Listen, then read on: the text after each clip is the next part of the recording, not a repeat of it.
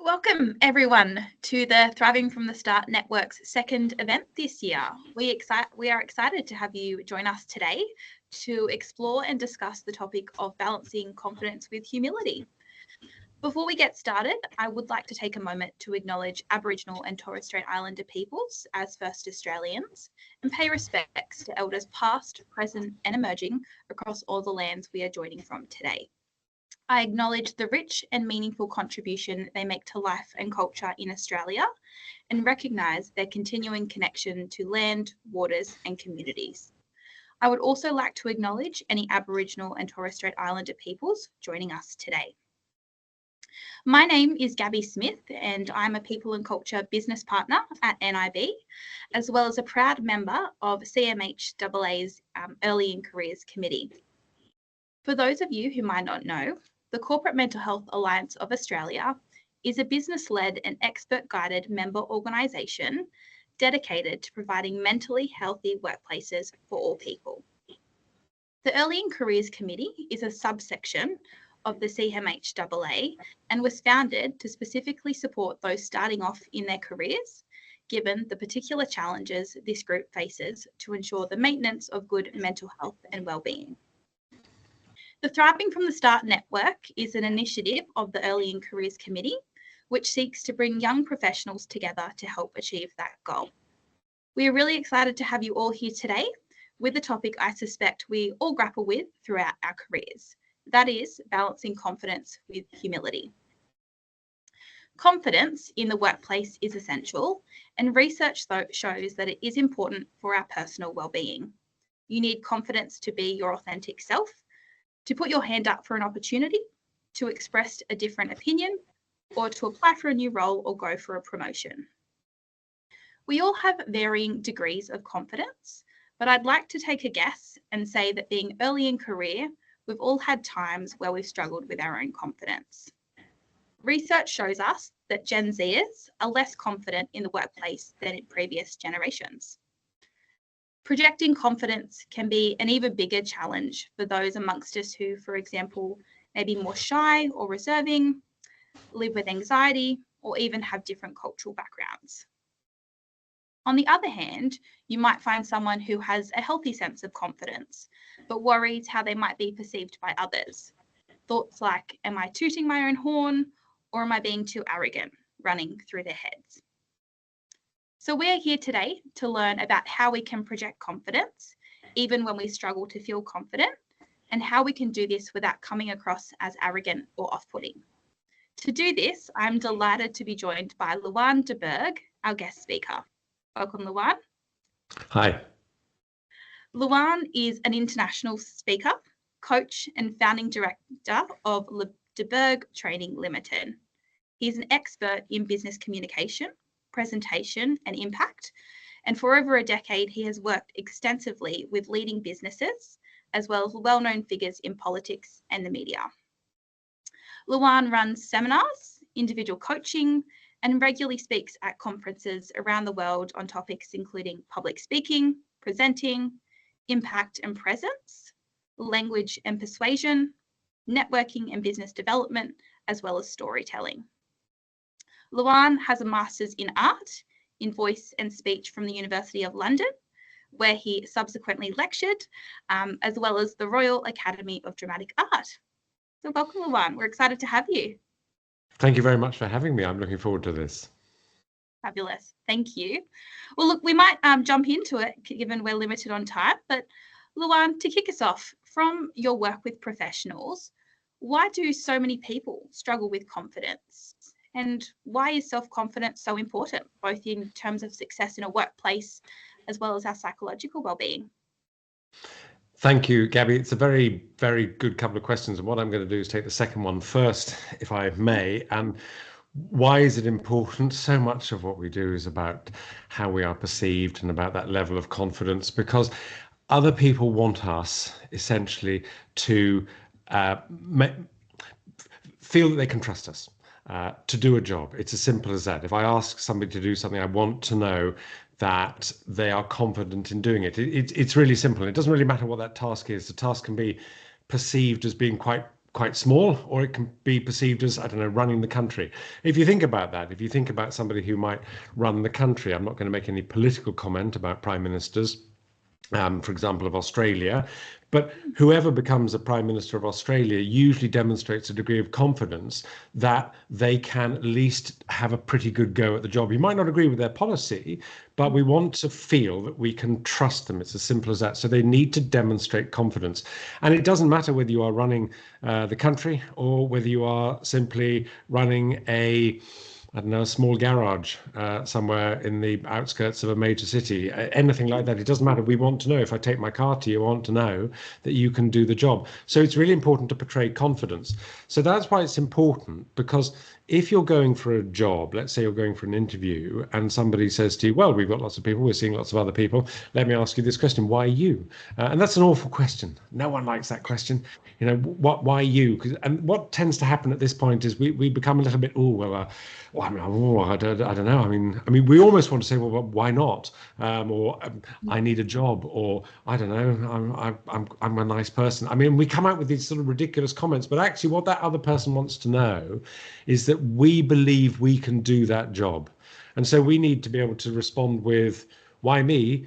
Let me give you 3 reasons why me. Firstly, because, and then, you know, whatever the job is, I have a relevant number of years of experience in this job, or I'm very keen to learn, or my qualifications lead me to this particular role. Anything like that, but you say it with that level of confidence, so the other person thinks, yeah, do you know, I feel like I can trust this person to do it. Whether you can or not is another matter. You know, you have to, the proof of the pudding is in the eating. So that's why we need this confidence. It gets us over that initial hurdle. Your first question, why do people struggle with it? Well, because we're human, right? Because we're human. And I've worked with so many people who are right at the top of their particular industry, their sector, their profession, who on the face of it are perceived as being extremely confident. And you look at them and you think, wow, you have this amazing lifestyle, you have this incredible job, you have all of these people who work for you, and you seem to be able to do it so effortlessly. And then you look so confident, and how do you do this? And you stand up at conferences and, oh, let me tell you, Gabby, let me tell you, I see these people behind closed doors. I see these people in their offices. I see these people when they are waiting backstage to go on, when they're being introduced. You know, ladies and gentlemen, please welcome the CEO of your company, etc., etc. And they're as white as a sheet, and they're nervous, and they're shaking, and they're hyperventilating. Why? Because they're human, and because we fear so many things. And the higher up you climb, you know the cliche, the further you have to fall. Yeah. So there is so much pressure. Unless you are a narcissist, unless you are, and I mean a full-on narcissist, or unless you're a full-on sociopath or psychopath, we are all going to have moments when we feel that we are lacking in confidence. Thank you. And I think you're so right. It's that human element. And sometimes maybe folk early in career forget about that. When you see people who are so confident speaking on stage, who have far more experience than us and far more progressed in their careers, it can actually be quite intimidating. And you kind of doubt your own human element at that same time. For sure. Absolutely. Fantastic. Thank you.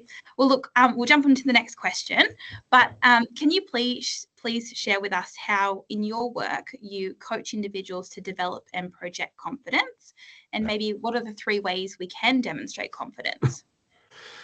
Perfect.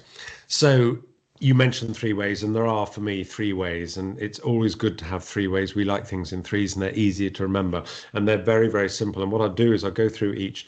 Feel free to jump in at any point and stop me, but I get very overexcited about these things because I know they work, and I wish I'd been told these things when I was, for example, leaving university, or indeed at university, that sort of age. 1, there's a psychological aspect. 2, there's a physical aspect, and 3, there's a vocal aspect.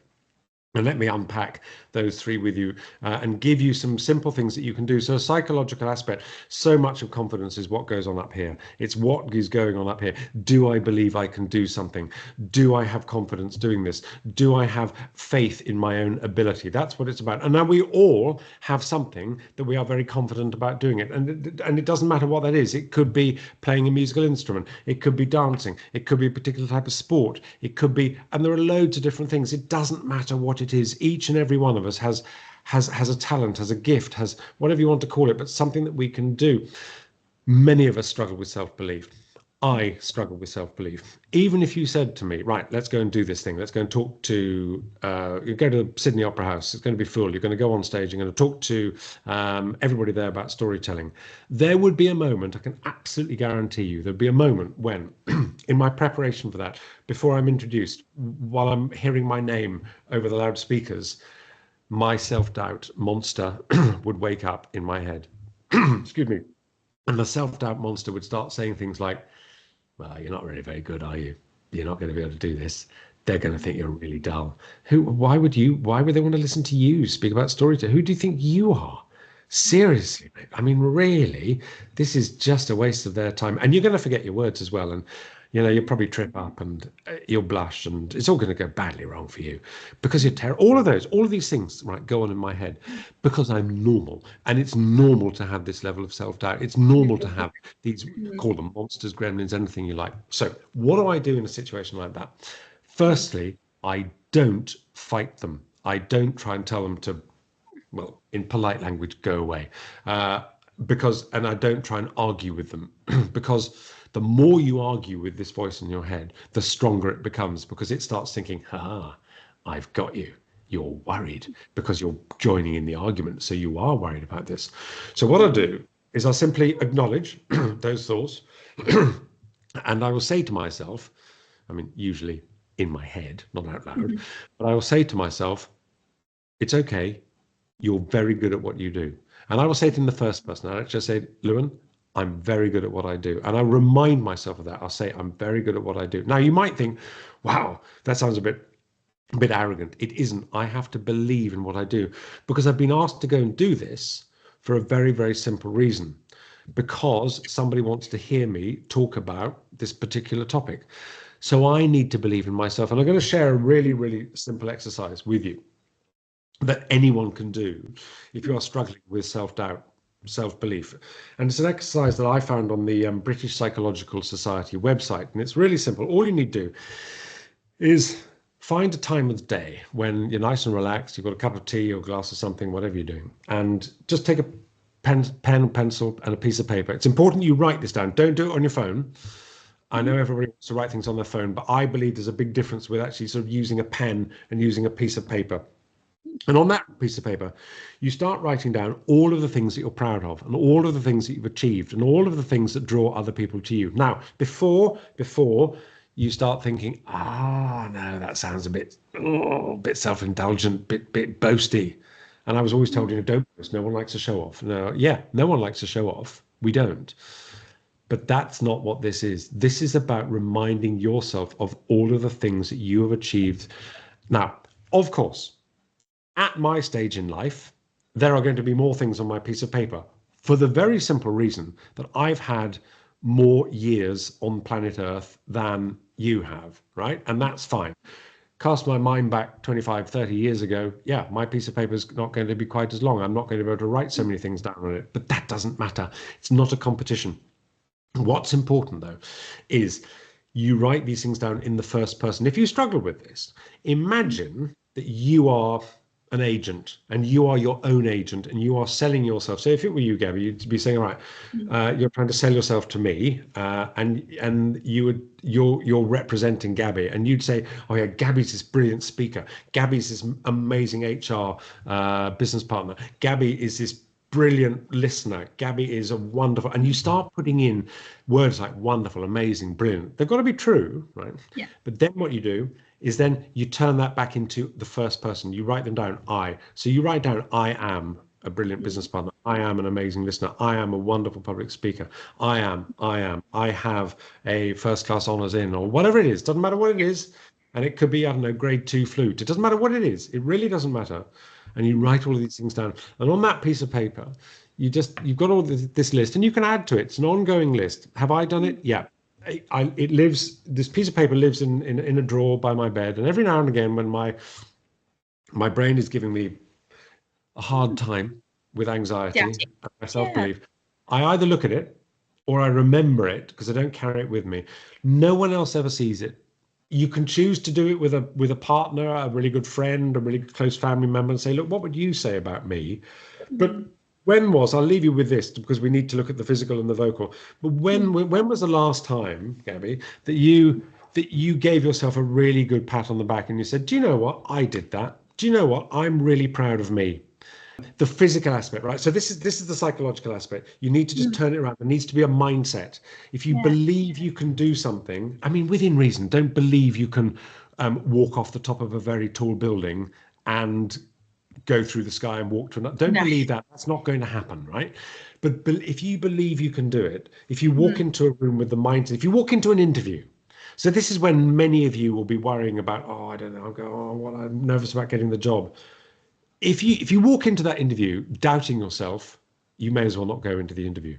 You have to walk into the interview not with, yeah, look at me, I'm pretty special. No, you've got to walk into that interview with, I believe I'm the right person for this job. Yes. And then there's a full stop. You'll notice I didn't say anything else. There's a full stop. Right, next thing. So that's the psychological. Physical thing, be in the room. Wherever you are, be in the room. Whether it's online, whether it's walking into an interview, whether it's going to speak at an event, anything, be in the room and be present. Now, when as you were saying in the introduction, I did a lot of voice and speech work at the Royal Academy of Dramatic Art in London, and I worked with a lot of some of our now finest actors, and it's about how do you create presence? How do you create presence when you go out on stage and you've got couple of thousand people and it's just you on stage and you've got to deliver some lines? It's a really simple technique, this, and you can do this whether you're standing or seated, and I'm doing it with you right now. I'm aligning my spine. Now, first thing I need to say is work with whatever your own bodies can do, and all of our bodies have limitations and idiosyncrasies and quirks, and your spine may not function in a way that you would like your spine to function or other people's spines function. I can't know about this condition of everybody's spine. What you can do, though, is if you can, imagine you have a piece of string attached to the top of your head that's just gently pulling you to the ceiling. So you're not standing to attention. You're not walking into a room as if you're a soldier outside Buckingham Palace here in the UK. No, but you're present, you're here. It's like you suddenly put the lights on. And what happens is your whole face changes. My eyes become more just, the demeanor, brilliant word, Gabby, your demeanor. And you walk into that room, or you walk onto that stage, or you walk into that building with this level of, I'm here. It's not, hi, I'm here. So if I'm just standing at the bar like this, nothing. But if I just do this, it's amazing. People start noticing. So walk into that room. And here's another trick. So you've got this, right? You've got this. Make eye contact with people. And when you walk into a room, I've been working with somebody who's very senior in the world of the law. This is fascinating. And he, in this instance, emailed me a few weeks back saying, oh, I did it, Lo, and I did it. And it really worked. And he's remarkably senior. It's fascinating, this. When you walk into a room, because he said, I'm really struggling with my board and my executive, and they were really tough meetings, and it plays with my anxiety, and I'm feeling very negative at the moment. When you walk into the room, here it comes, on an in-breath. So as you enter the room, you breathe in. And there's that, it's literally, lovely to see you, nice to meet you, how are we all today? Let's talk about it. It brings everything alive, as opposed to walking as you open the door and then and then you have to start again. It's a bit like if you live with another person and they come through the front door, and it's, you can tell what sort of mood they're in very quickly. But you can, I mean, dare I say, fake it? Because you might be inside thinking, I don't like this. I don't want to do this. I'm really nervous. I'm really anxious. I don't want to be there. And then you walk in, but you walk into that room with and it's amazing what it does. And this comes back to your point earlier. It's about how other people perceive you, and they'll perceive you as being confident. And then finally, because I know we've got other things to talk about, the vocal aspect of this. What do I mean about this? Things to think about. People who are perceived as being confident speak in full and complete sentences. People who are perceived as confident speak in sentences that don't upspeak at the end. So, hello, my name is Lewin. It's that uptick at the end. So it sounds like a question. I think I'd be really good for the job. What do you? Or are you asking me or telling me which? Remember, come down at the end of the sentence, and remember as well, create your sentences in the full grammatical order of a sentence, and don't not finish it well as I'm doing right now. And then I think, I tell you, here's another thing. Well, actually, what I could also, you're not finishing any sentence. In chit chat, when you're in the pub, do what you want. No, not a problem. In an interview, in a speech, in a presentation, make sure you finish the end of the sentence.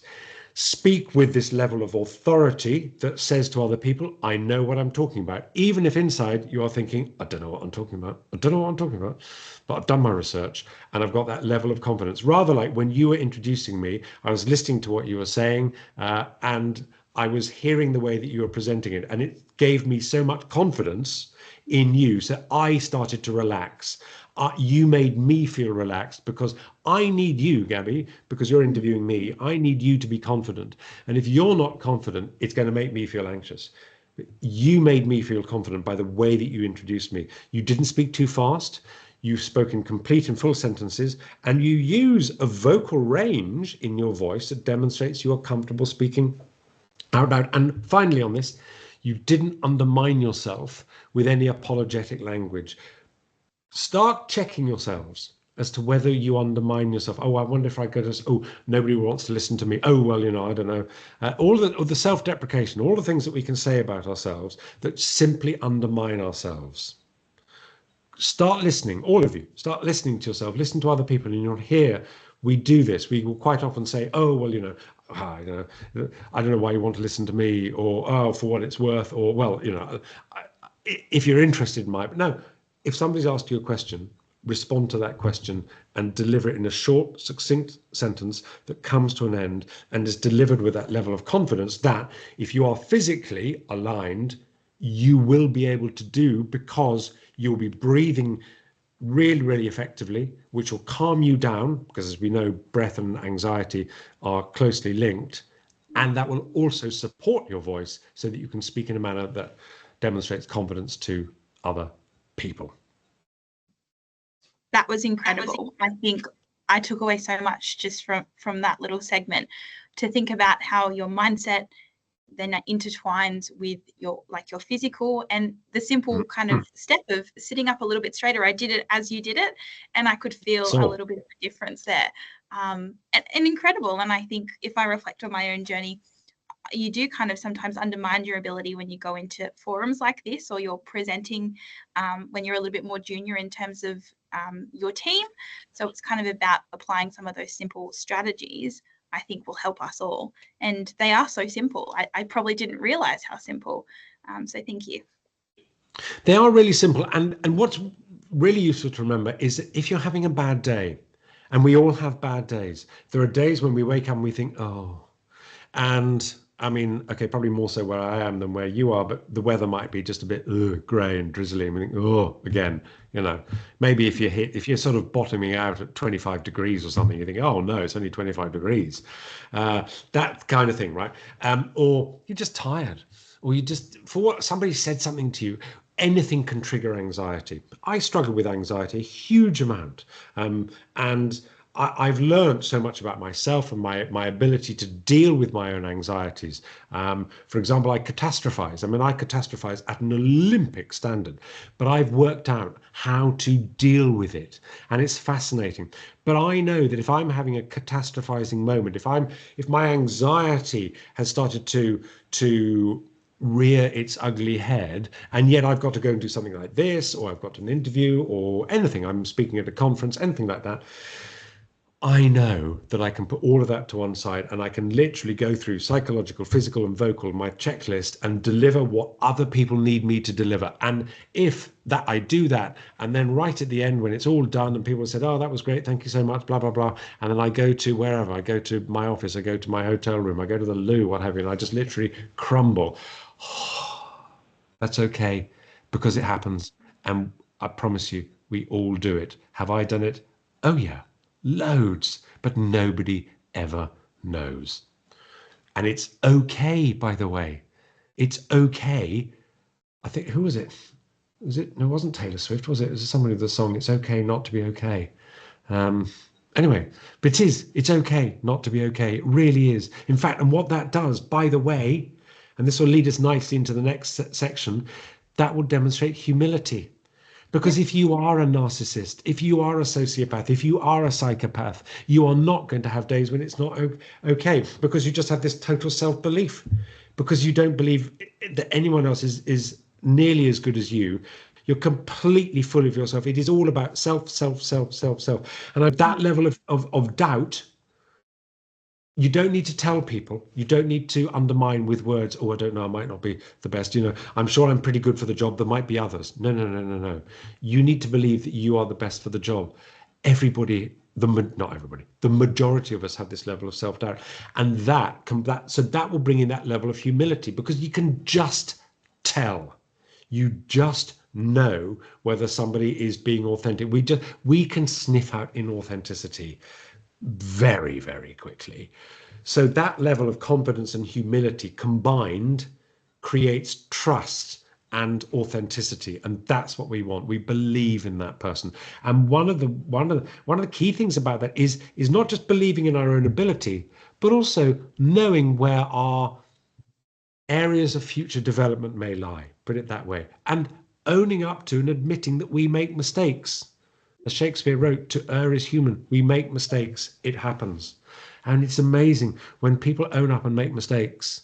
Obviously it does depend on what the mistake is, but most people are generally very, very forgiving and understanding, and think, oh, there for the grace of God go I. So that level of humility, yeah, I got this wrong, but I will learn from this. And I will become a better person, or I'll become better at doing this, or I'll become a better, and then whatever it may be. That will actually enhance your own confidence and the way in which other people perceive that level of confidence. So it is okay. This is why the humility thing is really important, Gabby. It's really okay not to be okay sometimes. That's a really good point. And I think it was Demi Lovato that said that. Right, thanks for that. Won't be there. But that's such a good point. I love the fact you corrected me on that, and you did it with such style and elegance and class and confidence, but yet you corrected me. Thanks. You're welcome. But like reflecting on what you just said, it is okay to admit when we have made a mistake or there are development opportunities. And when you are early in career, and going back to your point about experience, we're not going to have at the moment 30 years of experience, but putting your hand up and saying, I want to grow and I want to develop in that speaks to your character. And as you said, it's that level of confidence that where you want to kind of have your mindset moving forward and being confident with that. So if I look at an example, if we discuss the balance of kind of confidence and humility in action, say, for example, putting yourself forward for a new opportunity or challenge at work, what exactly would your advice be here, Lewin?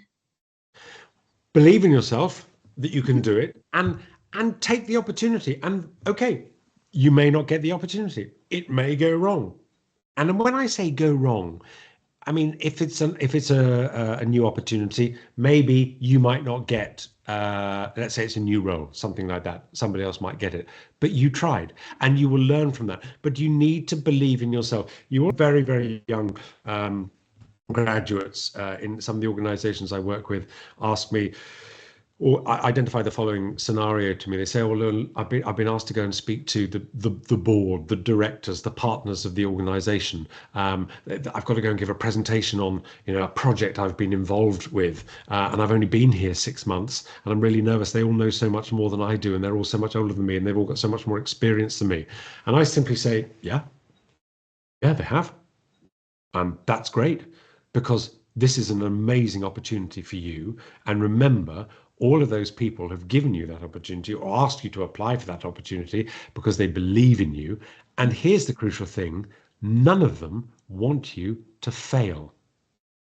And I would remember that when you go into an interview, no one sitting behind that table, if it's a table or on a screen or anything like that, whether it's one person, six people, doesn't matter how many, no one wants you to fail. In fact, everybody wants you to be yourself and to thrive and to be enthusiastic and to be engaged. I didn't say engaging, by the way, I said engaged.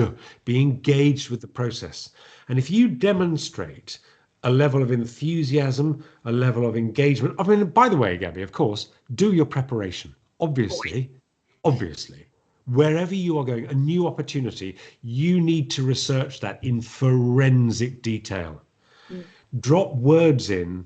If you're going to a new organization, I mean, at the very least, you've got to be checking out their website and seeing what they say about themselves, and do they have any particular words that they use about themselves. Somebody's written those words, somebody believes in that stuff. Use those words back to people. Understand what they say about themselves. It's incredibly flattering. It demonstrates you've done your research. You don't want to be caught out if somebody asks you a question about the business and you think, oh, I didn't know that. Do your research. I mean, fail to prepare, prepare to fail. That's going to undermine your confidence massively. Look, I'm really conscious of time, but I have one more question that I would really love to ask you, if that is okay. Yeah. In, I guess, early in career and I guess in society, with the impact of social media, we have a particular tendency to kind of draw comparisons between ourselves and others, and that can have an impact on your confidence and your sense of self. So, for example, you might see a colleague promoted above you and you thought you kind of, as you talk to, were next in line, etc. What advice would you have in terms of managing your confidence when we are flooded with a lot of different social media, LinkedIn posts, for example, as well? Many years ago, when I was speaking at a large organization in London, which runs a scheme called Prime, and the Prime scheme is bringing young kids, so sort of 16, 17-year-old kids who are essentially from very challenging socioeconomic backgrounds into organizations where they probably might walk past the front door, but they're never going to get to go inside. And yet they are incredibly bright and incredibly talented. And I remember talking about this, and one of them said to me, and I've never forgotten this, and I find it incredibly useful in my own life. I remember she said to me, Lewin, comparison kills confidence, and it's absolutely right. And you say, Gabby, it might be at a more junior end of a career. I think it goes on much longer than that, actually. And I certainly have compared myself to other people, whether that be professionally or whether that be personally, over a number of decades, and I've realized how damaging that can be. And when I turned that round, in fact, when I heard this comparison kills confidence, I started thinking about it and I started writing about it and researching it. And anytime I find myself comparing myself to somebody else, I know how damaging it can be, and I have to stop myself and I have to say, no, stop. And this is when I go back to my little piece of paper from my self-belief exercise, and I remind myself of actually what I've got and what I can offer and what my achievements are, and that okay, somebody else may get an opportunity, may get a job, a promotion that I didn't get, and yeah, it's disappointing. Allow yourself the disappointment. That's okay. Share the disappointment. Get it out. Incredible.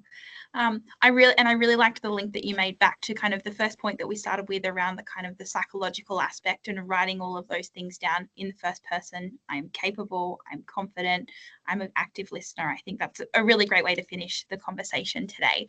And we've unfortunately run out of time, but thank you so much, Luan, for your time and contribution to today's effort. I have loved having a chat with you to learn more about confidence, and I've found the insights and the strategies that you have given us around, especially those three aspects of confidence, like amazing, and absolutely something that I will look to incorporate into kind of the presentations and my life and building my own confidence. So thank you so much. And also a big thank you for our audience for tuning in today. I really hope you all got something out of today's session. Now, I'm going to encourage each of you to participate in some breakout discussions in your organisations that I believe your colleagues as part of the EIC committee have organised, really utilising the discussion guide that can be accessed from the portal which you've come through, which you've joined for this webinar today.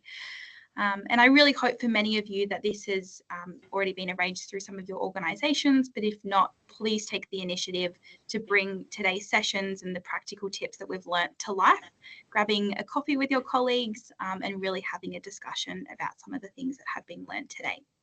And finally, if you'd like to find out a little bit more about CMHAA, the Thriving from the Start Network and our Early in Careers Committee, please visit our website as well.